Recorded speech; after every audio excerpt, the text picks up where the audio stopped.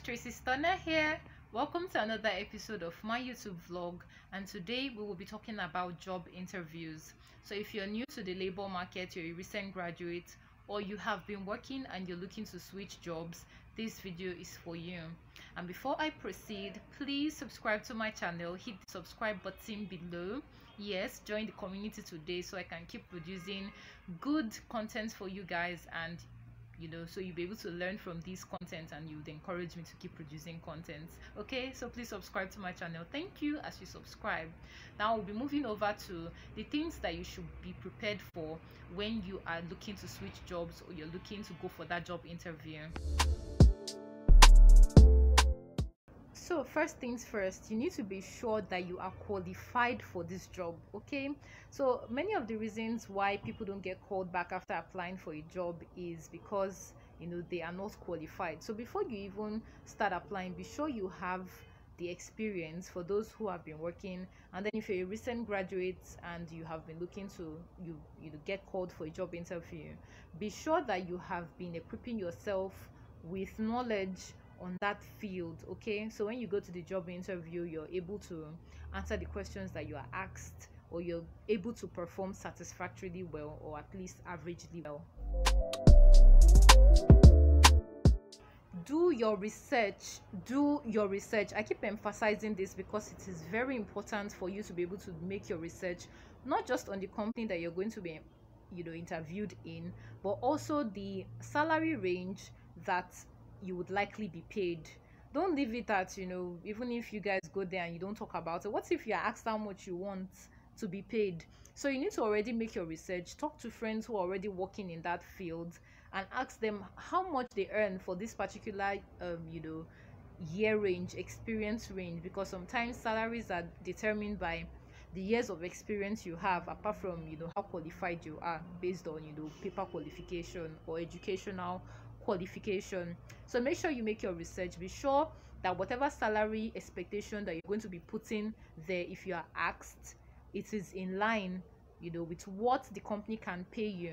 Again, by doing your research on how much you are likely to be paid for the position you're applying for, you already have an idea what you should ask, and you don't have the chance, or you will not be shortchanged in any way, or you won't feel shortchanged by the time the whole salary thing has been concluded. And maybe for instance you have a role that should pay you normally 80,000, 90,000, but you go to the interviewer and then you hear that they're paying 60, 50 for that role.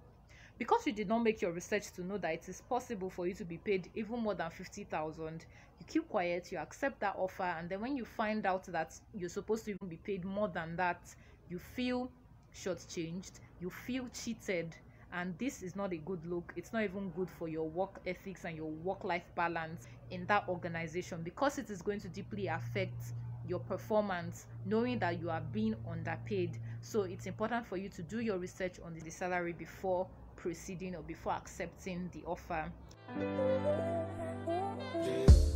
This other point I'm about to talk about is actually something you should put at the forefront of your mind before you go for any interview.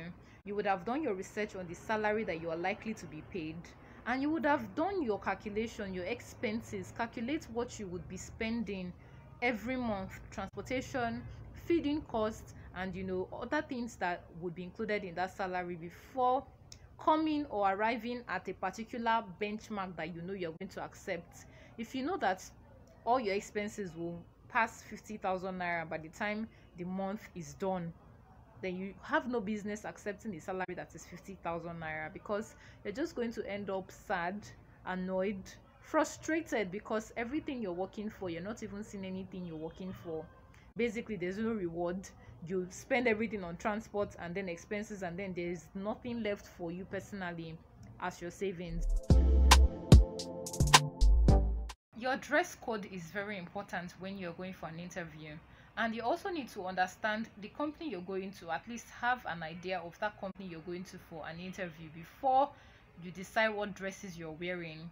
If you're going for a creative role in maybe a salon, as a salon manager or a front desk officer, whatever it is, you can choose a dress code a bit colorful, but not too colorful. You don't want to overdo it, Okay, so you just choose something moderate and still creative and fashion sense sort of clothing, okay, for a fashion store, a salon, something like that. But if you're going to a corporate organization, then your dressing should be more conservative, and you should mind the color codes you are combining together and how you are combining your wears together. For instance, if you're going for an interview as a lady, you're not meant to wear an open-toed shoe to an interview, especially in a corporate organization. You should wear cover shoes. It could be flat cover shoes or cover shoe that are heels, you get, or block heels or tiny heels or pumps, but they should be cover toe shoes, not open toed, not stilettos, covered shoes. Okay, now that's it. And then if you don't wear a polo, you don't wear an ordinary blouse when you're going for an interview. You wear a shirt, nicely ironed shirt, chiffon, cotton, nicely starched if it's not chiffon, and then you tuck it in nicely on your skirts or your trousers, and just make sure that they are properly ironed, they are neat, and that you appear neat overall. Try to apply some makeup on your face if you believe in makeup, but don't overdo it. Finally, when answering interview questions, you should be confident. Nobody else knows you're nervous, just you. That is why you must keep that in and confidently answer your questions. And for you to be able to do that, you would have already done your research, so you have that confidence that if you are asked certain questions, you would be able to answer them without stuttering or without pausing for 30 seconds or 40 seconds before you answer, or without doing looking basically confused. That's not a good look if you are going for an interview or if you're being interviewed. Okay, now that's about that for those going for job interviews. Okay, and I do hope you enjoyed this video. Please give this video a thumbs up, share this video if you care, leave a comment in the comment section, and of course don't forget to subscribe, very important, so I can keep producing learnable and enlightening and entertaining content. Until then, don't forget to subscribe again to my channel. I'm reminding you to subscribe to my channel again. Okay, I'll see you guys in my next video. Until then, stay safe. I love you guys. Bye.